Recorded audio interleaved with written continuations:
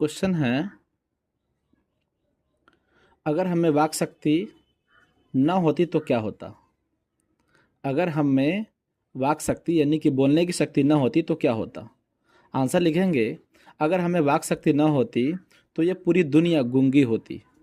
अगर हमें वाक शक्ति न होती तो ये पूरी दुनिया गूंगी होती, सब लोग चुपचाप कोने में बैठे होते, हम अपने मन का सुख दुख एक दूसरे को नहीं बता पाते, यह सृष्टि एकदम नीरस सा हो जाती। ठीक है। अगला क्वेश्चन है, बातचीत शीर्षक निबंध की क्या विशेषता है। तो लिखेंगे, बातचीत की सबसे अच्छी विशेषता यह है कि इससे मन का भारीपन और मवाद धुएं की तरह बाहर निकल जाता है, जिससे मन हल्का हो जाता है और मन को आनंद मिलता है।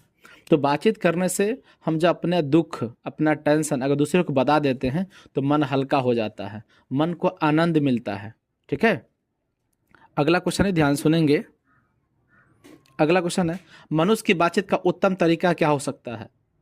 तो हम कहेंगे बातचीत का सबसे उत्तम तरीका है आत्म वार्तालाप, यानी खुद से बातचीत करें।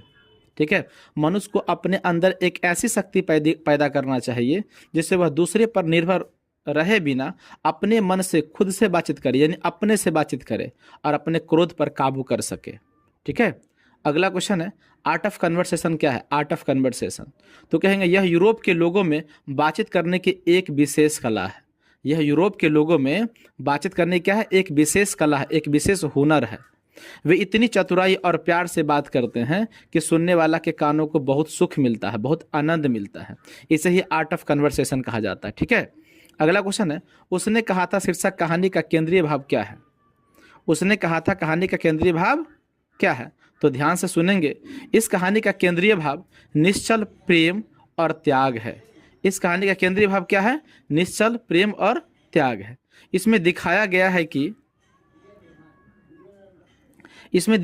है कि कैसे लहना सिंह अपने बचपन के प्यार यानी सूबेदारनी को दिए गए वचन को निभाने के लिए वह अपने प्राणों का बलिदान दे देता है, अपने प्राणों का बलिदान दे देता है वचन को पूरा करने के लिए।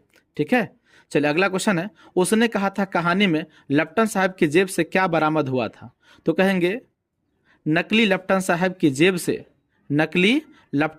जेब से 3 गोले बम, कुछ लिफाफे और एक सिगरेट केस बरामद हुआ था।